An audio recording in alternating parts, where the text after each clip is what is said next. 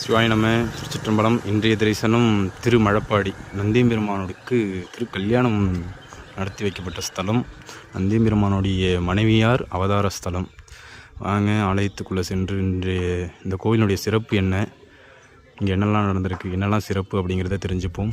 சிவாய நம. திருமழப்பாடி. சிவாய நம. புருஷாமிருக ரிஷியால் பிரதிஷ்டை பண்ணப்பட்டவர். புருஷாமிருக ரிஷிங்கிறவர் உடல் பாகம் விலங்காகவும் இடுப்புக்கு மேலே மனிதனாக இருக்கும். பாதி புருஷன் பாதி மிருகம். அவர் தான் புருஷாமிருக ரிஷிங்க. அங்கே சிற்பத்தில் பார்த்தீங்கன்னா இருக்கும். புருஷாமிருக ரிஷியால் பிரம்மலோகத்திலேருந்து எடுத்துகிட்டு வந்து சுவாமியை பிரதிஷ்டை பண்ணாருங்க. இது ஒரு பணங்காடாக இருந்தது. புருஷாமிருக ரிஷி மகாபாரத காலத்திலே சம்மந்தப்பட்டதாக சொல்கிறாங்க. பீமனை சந்தித்ததாக ஒரு வரலாறு உண்டு. இப்போ புருஷாமிருக ரிஷி இங்கே பிரதிஷ்டை பண்ணி இது ஒரு வனப்பகுதியில் ஒரு ரிஷிகள் ஆசிரமம் அமைச்சு பூஜை பண்ணிகிட்டு இருந்தாங்க. அதுக்கப்புறம் மன்னர் காலத்தில் சோழருடைய காலத்துலாம் முதல் திருப்பணியானதாக கல்வெட்டு அடிப்படையில் சொல்கிறாங்க. ஆனால் அதுக்கு முன்னாடியே கோயில் இருந்திருக்கு.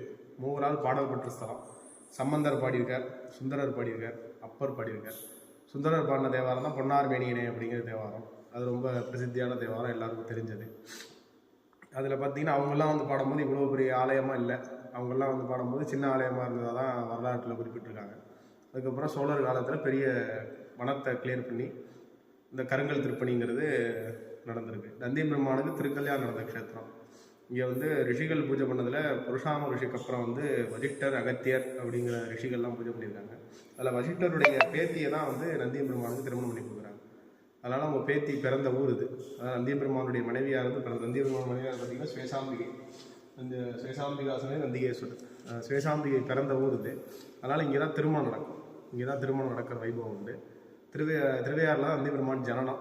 அதனால் அது மாப்பிள்ளை வீடு, பெண் வீட்டு திருமணம் வைக்கப்படி இங்கே திருமணம் நடந்து அதுக்கப்புறம் தம்பதியாக அங்கே அனுப்பிச்சி வைப்பாங்க.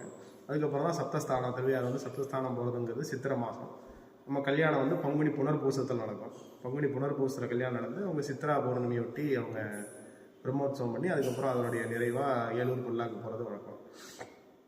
வேறு இந்த கோயிலுடைய சிறப்புன்னு பார்த்தீங்கன்னா சோமாஸ்கந்தருக்கு தனி ஒரு சன்னதியாக இருக்கும். அதாவது கருங்கல் திருப்பணி பண்ணி கருங்கல் விக்கிரகமாகவே இருக்கும். நடராஜர் மேடை இருக்கிற மாதிரி சோமாஸ்கந்தருக்கு தனி மேடை உண்டு. அதை தவிர்த்து தனி ஒரு பிரகாரத்தில் ஒரு சன்னதியே உண்டு. அதனால் சுவாமியே கல்யாண கோலத்தில் இருக்கிறது தான் ஐதீகம். சுந்தராம்பிகா சமேத வைத்தியநாத சுவாமி. சுந்தராம்பிகா சமேத வைத்தியநாத சுவாமி பார்த்திங்கன்னா இந்த சுவாமிக்கு 3 திருநாமங்கள் உண்டு. வைத்தியநாத சுவாமி, மழுவாடீசர், வஜ்ரஸ்தம்பேஸ்வரர் அப்படின்னு.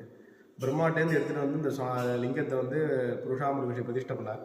அப்போ திருப்பி பிரம்மா அதை எடுத்துகிட்டு போகிறதுக்காக இங்கே தபஸ் பண்ணி பூஜை பண்ணி சுவாமியை எடுக்க முயற்சித்த போது அப்போ அவரால் எடுக்க முடியலையா. அதனால் வைரத்தூண் மாதிரி அசைக்க முடியாமல் இருந்தனால வஜ்ரஸ்தம்பேஸ்வரர் அப்படின்னு ஒரு நாமம். அதான் தமிழில் வைரத்தூண் நாதர் அப்படின்னோம்.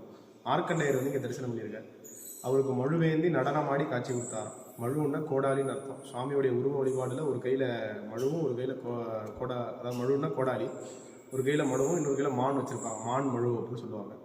அதில் மழுவேந்தி நடனமாடி காட்சி கொடுத்தனால மழுவாடி அப்படின்னு பேர் இருந்தது. அதான் திருமழபாடி அப்படின்னு திருங்கிறது ஒரு மரியாதைக்குரிய பெயர்.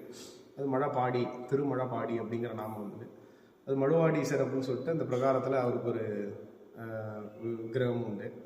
அது வைகாசி விசாகத்தப்போ மார்க்கண்டேயருக்கு தரிசனம் பண்ணுற காட்சியாக நடராஜர் புறப்பாடாவார். எல்லா கோயில்லையும் வைகாசி விசாகத்தில் சுப்பிரமணியர் தான் புறப்பாடாகும். நம்ம கோயிலில் மட்டும் மார்க்கண்டேயர் உற்சவமூர்த்தி இருக்கார். மார்க்கண்டேயருக்கு தீவாரனாகி நடராஜர் பரப்பாடாய் சுற்றி வருவார். அதாவது மார்க்கண்டேயருக்கு தரிசனம் பண்ண காட்சி அப்படிங்கிறதுனால.